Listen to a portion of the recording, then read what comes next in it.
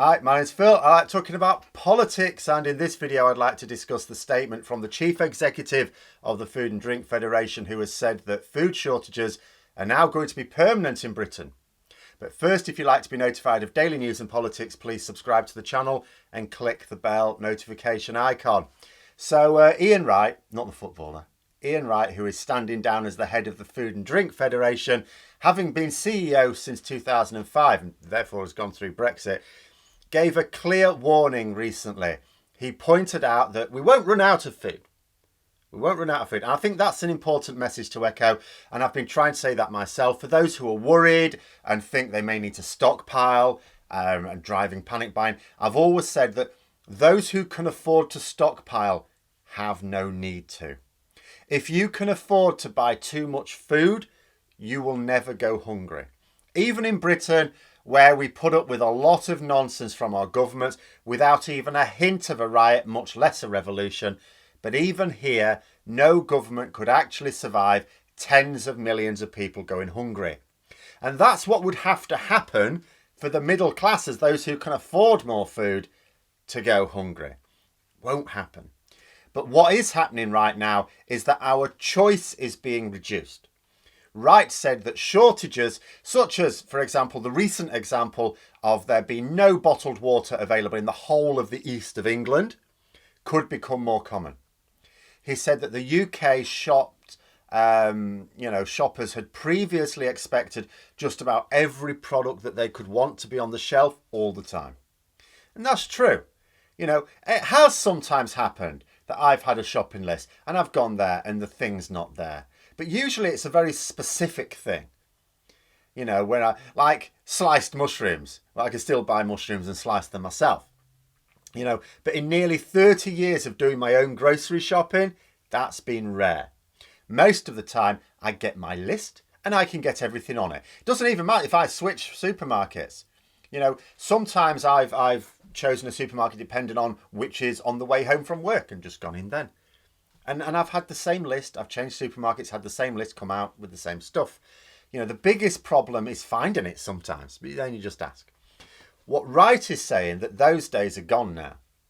He was also speaking at the same time as the government were preparing to delay checks on EU imports at the end of this month. I'd already talked about that. His suggestion was that the government are doing it to avoid having to cancel Christmas for a second year in a row. So in other words, he supposes that they may still bring it in next year. Certainly, those checks at the end of this month would have made a very different spread on people's Christmas tables this year. That being said, there are shortages now that can't be avoided. But the Conservatives' focus is on those middle-class swing voters. They'll generally be able to get what they want within certain tolerances. They'll just have to pay more for it. The biggest impact is on those who either couldn't manage before or could only just manage. Well, none of them are managing now. The shortages and increases in price are a much more serious prospect for them. But these people either don't vote Conservative anyway, or they do, but will also continue to do so because, Brexit, the Daily Express told them to. But Christmas for everyone will be different, according to Wright. He said that his industry is short 500,000 workers. He said it's going to get worse. And it's not going to get better after getting worse anytime soon. Which is also a really important message. People may accept that Brexit is a huge upheaval to our country, even if they support it. They might acknowledge that we rushed its implementation, but they still think that we'll ultimately sort ourselves out after a period of adjustment. There were quite a lot of people, even those who didn't vote for Brexit, still believed that although by and large we were better off staying in the EU, well, we'll sort something out, we'll adjust. Well, this is both true and untrue. The adjustment will not be us adopting new ways of trading and producing to get back to where we were before Brexit. If they think that that's how we'll adjust, that's impossible. We don't have the workers and we don't have the room at our ports to expand in order to take account of delays. We cannot produce as much as we did because we don't have the workers. And we cannot trade as much as we did before because we can't get enough lorries through our ports per hour because of delays caused by checks. There's 5 lanes going up to Dover. You may just say, well, just increase the number of lanes. There isn't the room to expand. There isn't physically the room to expand.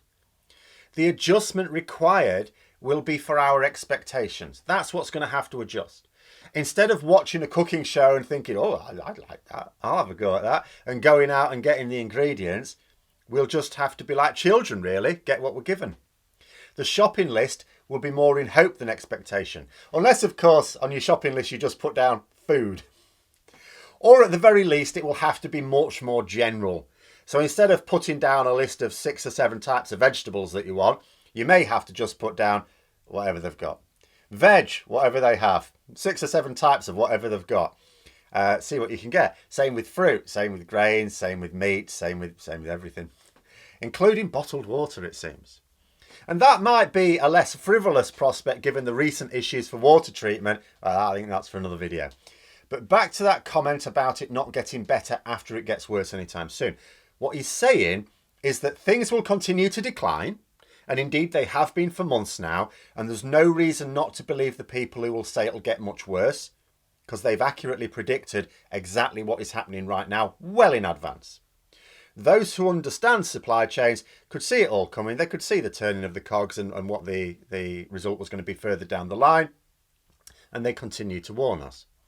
But people could suppose that, okay, we can see how it'll get much worse. We can understand that, and it'll bottom out, but then it'll start to improve as key industries get used to new ways of working. That's all that needs to happen. You have to get used to new ways of working. This is not going to happen. It's impossible.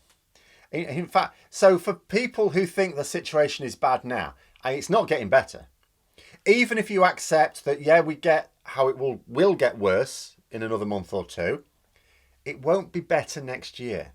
Wright isn't saying it will never get better once we hit rock bottom, though he is saying we'll probably never get back to where we were. He is saying that when we do get to as bad as it's going to get, we track this decline, at some point it bottoms out. It's as bad as it's going to get. What he's saying is it will then stay like that for some time. It won't go up, it will stay like that. This is because of structural problems with our supply chain.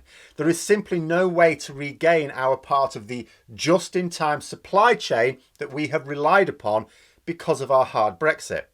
That's nothing to do with worker shortages. So even if you think that we'll somehow fill the vacancies that we currently have, which seems fanciful when we don't physically have the population to do it, we cannot trade freely enough with our neighbours to do this. This is our extreme Tory Brexit causing that. Now, just for a laugh, let's take a look at what the government have said in response. Their spokesperson said that they don't recognise the claims from the industry that shortages will be permanent. I mean, the claims that they will be permanent aren't based on gut feelings here. They're based on cold hard facts. We have vacancies in food production for which there is no plan to address them from either the government or the industry. Now, if nobody has a plan to deal with this, well, one, it's not going to be dealt with. But secondly, doesn't half sound like to me that there is no feasible plan, or at least while this government remains in charge. We also lost the just-in-time supply chain because of these significant delays to consignments of food and drink caused by checks. And we haven't implemented checks at our end yet. This bottoming out, this getting worse, is never going to reach the bottom until we've done that. And then the government spokesperson said, we have a highly resilient food supply chain which has coped extremely well in the face of challenges. No, it hasn't. It has resulted in empty shelves in many supermarkets as a permanent feature, some worse than others. Actually, where I am, it's not actually that bad. I'm in a part of the country, it's very central, has very, very good transport links, a lot of distribution centres around here. It's relatively tame here, yet there's still shortages. But I've seen reports on shortages even just 100 miles away, properly empty shelves. It has resulted in restaurants having to reduce their opening hours or close altogether. Good restaurants as well, top restaurants, famous ones. It is also going to result in less choice of Christmas fare this year. And that's just what we're seeing right now. That's just what is certain. It hasn't coped well, let alone extremely well. It has coped very poorly. We are now in the position where nobody, not even the willfully dishonest government, can deny the problems of our collapsing supply chain. But let's give them one more chance then, shall we? When asked if people will have a normal Christmas this year, because that's what they're asked. All right, you're saying all this. Are you saying that people will have a normal Christmas this year? They said yes. Right, I remember that. So people will be able to gather for large family feasts with their usual foods and drinks this year, will they? Just have a rerun of the 2019 Christmas, will they? According to the government, yes. Quite frankly, if I were Keir Starmer, I'd be throwing this one out as a question in PMQs quite quickly. Let's see Johnson try and fire back with Captain Hindsight this time next January when it all goes to hell and Starmer reminds the Prime Minister of what he said back in September. This Christmas won't even come close to being normal. COVID and Brexit alone, on their own, would see to that, but the combination of them means no. Nobody will look fondly back on the Christmas that's coming. You know, the Christmas where you look at the empty chair that you filled last Christmas against the scientific advice, but the government said it was fine, that will now remain empty forevermore, as you look around the rest of them and wonder whose it's going to be this Christmas. And that's just COVID. Brexit will mean that the shopping list will have run through a few variations before it's complete. People who can afford, will still be able to get plenty in, no problem there. Your table will be full, no doubt.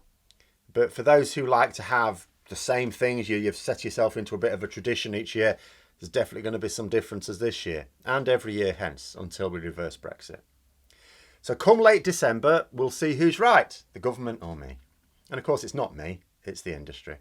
But those are my thoughts. Let me know yours in the comments below. Hope you found the video interesting. If you did, don't forget to click the like button. If you'd like to support the channel further, please also click the Patreon link for details. And until next time, I'll see you later.